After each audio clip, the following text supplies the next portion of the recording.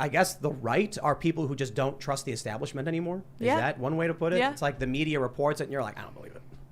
You know? I kind of see it a little bit more as weak-minded people and strong-minded people. You get weak-minded people on any side, extreme leftist, extreme rightist, people that just buy the bull. And that's the matter. Not everyone's always weak-minded. Sometimes strong-minded people become weak-minded because of bad diet, not enough sleep, stress. Sometimes weak-minded people get strong-minded because of adversity. They struggle through adversity. But that's more of a category as I split these people into. Let's pull up this smear. Oh boy. Forbes publishes an article titled "Dave Rubin is being rejected by his own audience." Oh. All right. Well, a lot of people have criticisms of Dave Rubin, but I don't think this headline actually fits what is being accused of Dave Rubin. It's the weirdest. It's clearly a lie. And this is, once again, the game being played.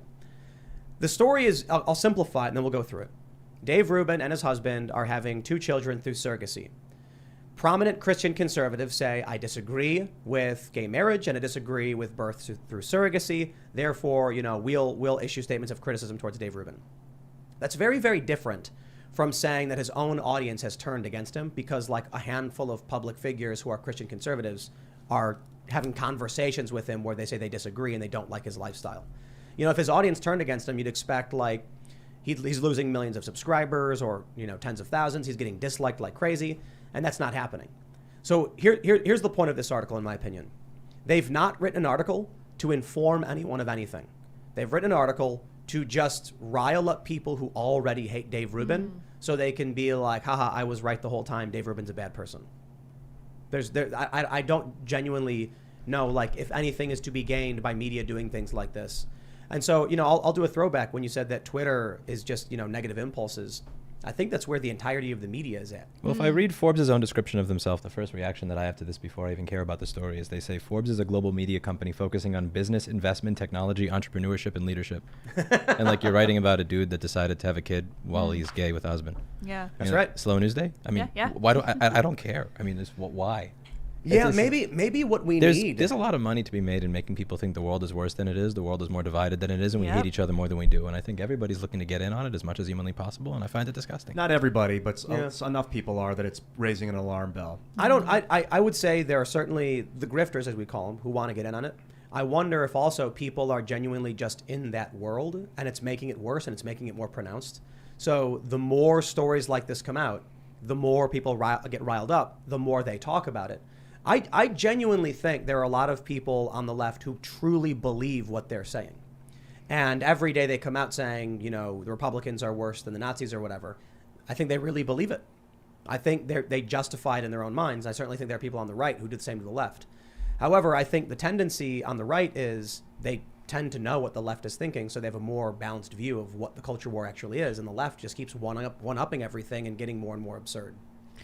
Yeah, that's definitely true. And I think one of the things that I have observed with the right is that people say, one of the things I've noticed is that the right is constantly more well-versed in what the left thinks than the left is in what the right thinks, because we are constantly exposed to what the left believes because, as I said earlier, the left is in charge of the institutions, especially journalism. And that's why I think that such of a majority of Twitter is so left-leaning, is because most of them are journalists. How do you define that, though? I mean, when I hear somebody say the left, that could be almost anything from Michael Bloomberg to Vosh. I mean, that's a very, very large spectrum. It does include both. It is a yeah. spectrum. Yeah, for sure. Yeah. So the challenge when having conversations, actually someone super chatted this, they said there's no middle ground, there's only uninformed people or something like that. And so the issue is... I would disagree. I think that person probably has 40 different things that they most likely down a checklist, like this, and if somebody disagrees with them on one of them. It depends on where you're at, right? If you're an economic left on like healthcare and you go to a healthcare convention where there's like a bunch of conservatives talking and you're arguing for universal healthcare, they're going to call you a leftist. You know what I mean? So it depends on which issue you're specifically on. Yeah. But back to my earlier point, though, the point I made earlier, if you're in the middle genuinely and you stand up and speak out, you are instantly right wing. So, for instance, the reason the NCAA swimmers won't speak up about the biological male in the competition is because, as they've stated privately, they're scared they'll be ostracized or kicked out and won't be able to compete, or they'll lose all their career opportunities. They'll be kicked out of school, or generally just have their life ruined. These are people who are in the middle. I mean, these are people who are not pronounced, one way or the other, who can't say a word because they'll be called far right. If I went to give a speech and someone started calling me a name, like, hey, rightist, hey, you're far left, hey, you're a centrist, I would see that as them deflecting what I'm talking about and avoiding the conversation. It's just kind of like a placation. It doesn't.